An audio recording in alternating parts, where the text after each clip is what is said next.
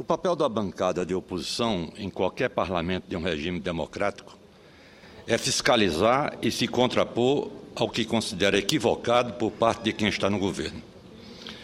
A oposição deve se apresentar à sociedade como alternativa de poder. Nossa atuação não pode ser reduzida à máxima do quanto pior, melhor.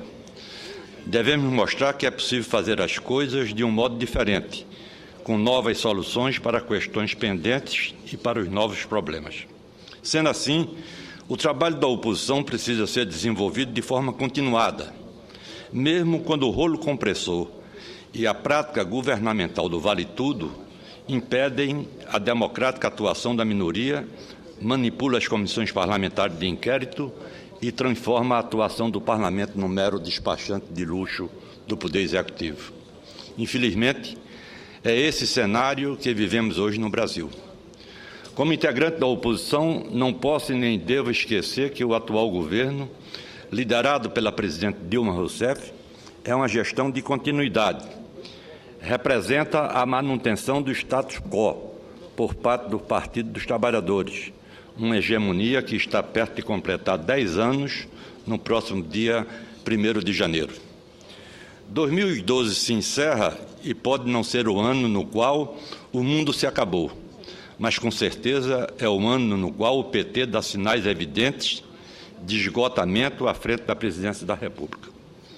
Quer seja pelo desfecho do julgamento do escândalo do Mensalão por parte do Supremo Tribunal Federal, quer seja pelo surgimento de novas denúncias de corrupção envolvendo figuras de proa do petismo, ou pela falta de iniciativa em resolver problemas que só fizeram crescer na última década. Muito aqui já se falou sobre a herança maldita que a presidente recebeu do seu antecessor. Mas essa é uma verdade relativa, parcial, pois Dilma Rousseff exerceu posições de destaque no governo Lula, com uma fama equivocada de boa gestora. Primeiro como ministra de Minas e Energia, e depois como a toda poderosa chefe da Casa Civil da Presidência da República, substituindo o ex-ministro José Disseu, que caiu em decorrência do escândalo do Mensalão e foi indiciado e recentemente condenado como chefe de uma quadrilha. Senhora Presidente, uma década se passou desde que Lula subiu a rampa do Palácio do Planalto e, portanto, não dá mais para ouvir os petistas responsabilizarem os governantes do passado pelos problemas que insistem em permanecer no noticiário da imprensa nacional. Talvez um dos exemplos mais evidentes dessa incompetência do governo do PT seja a atual seca que atinge o Nordeste brasileiro. É inconcebível aceitar a repetição das cenas nos noticiários televisivos mostrando a morte de milhares de animais e o empobrecimento das famílias que moram no semiárido. Enganou-se quem imaginava que essa questão tinha ficado no passado, pois o governo, no seu marketing oficial, vende um Brasil de ficção, quase perfeito e sem problemas. Mas o país real é diferente do que a gente vê na propaganda da TV. Senhoras e senhores senadores, em Pernambuco, o estado que represento com muito orgulho, 6 municípios, 3 no Agreste e 3 no Sertão, estão com abastecimento d'água em colapso. Jupi, Calçado, Alagoinha, São José do Egito, Betânia e Triunfo. 20 dos 6 reservatórios de água do estado estão praticamente secos. O açude de Entremonte, no município de Parnamirim, por exemplo, que pode acumular 339 mil metros cúbicos de água, está com apenas 4,6% da sua capacidade, ou seja, um pouco mais de 15 mil metros cúbicos de água remanescente. Tomo a liberdade de repetir as palavras do ex-deputado federal Oswaldo Coelho, defensor intransigente do povo do semiárido, que recentemente enviou carta ao ministro da Fazenda, Guido Mantega, criticando a inoperância do governo em resolver de uma vez a questão da convivência com a seca no Nordeste. Abre aspas. A atual seca que castiga mais uma vez a região, a maior da história, segundo os especialistas, destruiu os plantios de subsistência, está dizimando os rebanhos, secando os açudes de médio e pequenos portes, enfim, está arrasando a frágil economia da região, voltando a expulsar os jovens de sua terra, deixando para trás as mulheres e os velhos. As cenas dantescas que vêm sendo apresentadas pelo Globo Rural diariamente, mostrando o desespero do sertanejo, sem ter como alimentar seu rebanho, que morre de fome e sede, nos deixam chocados e envergonhados. O atual quadro de miséria, só visto igual no Haiti e na África, acontece no país que tem a sexta economia do mundo, onde o PIB per capita beira os 12 mil dólares. Fecha aspas. Oswaldo é um legítimo conhecedor da realidade do semiárido, mas não é preciso ter a experiência dele para perceber que não será apenas com a transposição das águas do Rio São Francisco que o país vai finalmente quitar o seu débito histórico com os milhões de brasileiros e brasileiras que vivem no semiárido nordestino. Inclusive, senhoras e senhores senadores, a transposição que foi prometida para estar pronta este ano enfrenta problemas recorrentes na execução de suas obras. E todos sabem que obra parada é dinheiro jogado no lixo, mas uma promessa não cumprida da campanha de 2010. É necessário vontade política para mudar a realidade do Nordeste, além do mero assistencialismo e da intervenção emergencial em tempos de seca. O certo é que, novamente, o Nordeste sairá mais empobrecido da atual estiagem, como sempre ocorreu ao longo dos séculos. Uma triste sina que se repete de forma indefensável neste 12º ano do século XXI. Serão precisos muitos anos e o trabalho redobrado dos nordestinos para recuperar o que foi perdido, com safras devastadas e rebanhos dizimados. É importante assegurar uma renda mínima para os mais necessitados? Claro que sim, mas não serão as bolsas que vão tirar o Nordeste do século XIX. O Oriente Médio e outras regiões áridas do planeta aprenderam a enfrentar e conviver com a estiagem há milênios, há séculos, mas nós continuamos repetindo os erros do passado, sem aprender nada com a experiência acumulada por outras nações. A política de irrigação do governo do PT na última década é uma vergonha, praticamente inexistente. Senhoras senadoras, senhores senadores, e o que dizer da área de minas e energias do país? O Brasil tem enfrentado problemas em todas as regiões, com apagões recorrentes, nem sempre justificados. E estamos falando do setor no qual a Presidente da República iniciou sua atuação na administração pública, como secretária de Minas e Energia do Estado do Rio Grande do Sul. Onde fica a imagem de gestor eficiente, implacável, com mal feito, levada ao ar na campanha eleitoral de 2010. Sobram apenas a arrogância e a maneira pouco adequada de tratar os subordinados com gritos e agressões verbais.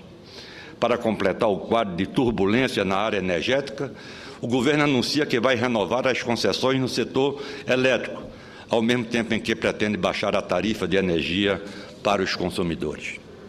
Senhor presidente, é algo positivo reduzir o preço dos serviços públicos, mas essa é uma medida que precisa ser tomada com planejamento e transparência.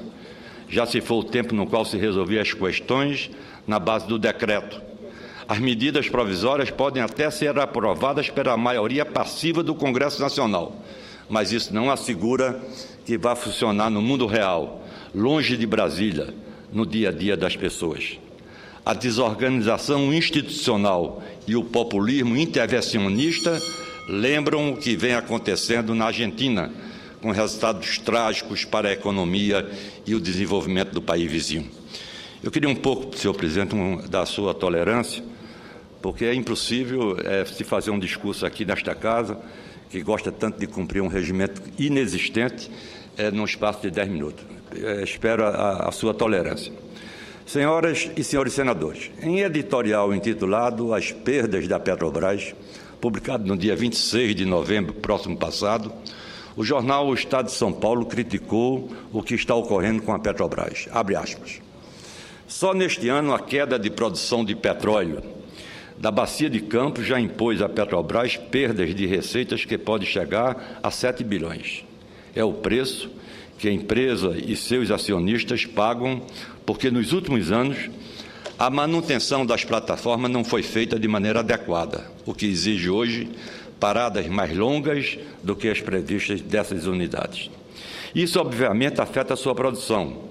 São as consequências de um modelo de gestão da estatal que, desde a chegada do PT ao poder, atendeu os interesses políticos do governo, deixando de lado decisões estratégicas essenciais e até mesmo o planejamento adequado de suas atividades de médio prazo. Fecha aspas. Senhor presidente, todos esses problemas terminam se refletindo no desempenho global da economia. E o crescimento médio do Produto Interno Bruto do Brasil, durante os 2 primeiros anos do governo Dilma, deve atingir o pior desempenho desde o início da década de 1990, apenas 2,1%. Ridículo, tornando-se uma verdadeira lorota no cenário político nacional.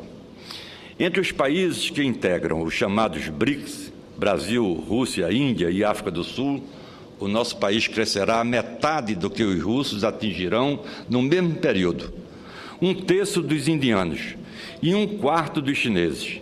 Vamos crescer menos do que a África do Sul, que tem um desemprego de 25%. O Brasil também ficará atrás dos vizinhos latinos, como México, Colômbia, Chile, Peru e até mesmo da turbulenta economia argentina. A equipe econômica, comandada pela própria Presidente da República, ainda não percebeu ou não quis enxergar que se esgotou o modelo baseado apenas no aumento do consumo, bem sucedido no segundo mandato do governo Lula. O ex-presidente do Banco Central, Gustavo Loyola, afirma que parte desse resultado fraco é consequência de fatores internos, ou seja, nem tudo é resultado da crise internacional.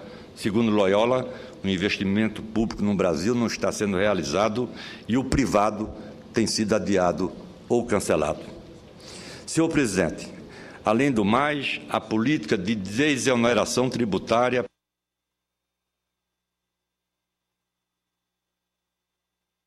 Obrigado, senhor presidente. Além do mais, a política de desoneração tributária para beneficiar determinados setores privilegiados da economia nacional causou um efeito devastador na economia, causou um efeito devastador nas finanças de estados e municípios, aumentando a dependência deles na relação com o governo federal. É irônico que, durante o governo de um partido que se diz aberto e democrático, a Federação Brasileira viva seus piores momentos, seus estertores com governadores e prefeitos tendo que implorar por recursos concentrados nas mãos de ferro da União. A imagem do governo Dilma, a imagem que o governo Dilma passa para todos é de que não existe planejamento. O governo vai agindo sem traçar cenários, sem se antecipar aos fatos, anunciando decisões como uma mera reação aos problemas que ganham as manchetes dos jornais. Este é um governo que não age, apenas reage, muitas vezes de forma atribulada e equivocada. O exemplo mais evidente disso ocorre na propalada faxina que a presidente Dilma Rousseff diz que faz no governo. Inicialmente, até torci, senhor presidente, para que isso fosse uma mudança de parâmetros. Mas a verdade é que a presidente Dilma sempre atuou a reboque dos acontecimentos. Em todos os episódios, dos escândalos que levaram à queda de 6 ministros de Estado até o mais recente caso envolvendo a Rosimeire Noronha, ex-chefe de gabinete da presidência em São Paulo. A presidente Dilma pode até agir com mais presteza do que o seu antecessor, mas se os casos continuam a se repetir, é porque algo de errado ocorreu e continua ocorrendo na hora de definir os ocupantes das posições chaves do governo federal. A presidente também orienta, desgraçadamente, seus subordinados a impedir qualquer tentativa parlamentar de investigar com autonomia os escândalos. Pior é o parlamento aceitar esse tipo de interferência.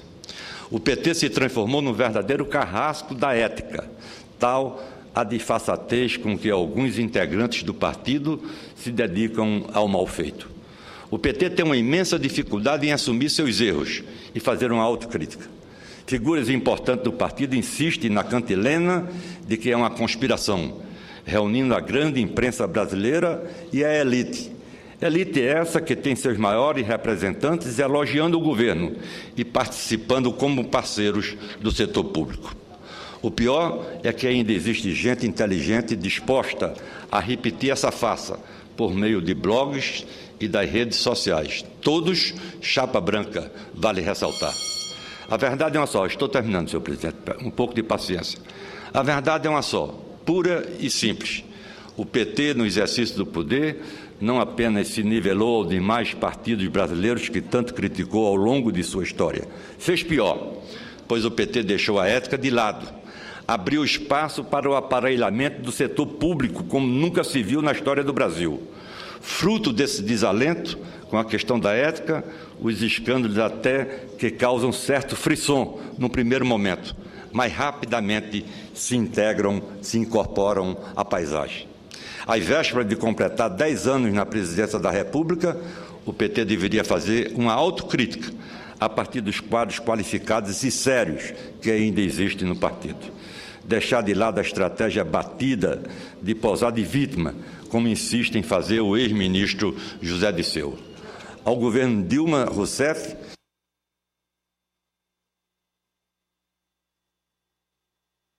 potência de acreditar que acerta sempre e que a oposição trabalha para prejudicar o país. Não é verdade. Estamos aqui para ajudar, mesmo que com uma concepção diferente de ver as coisas.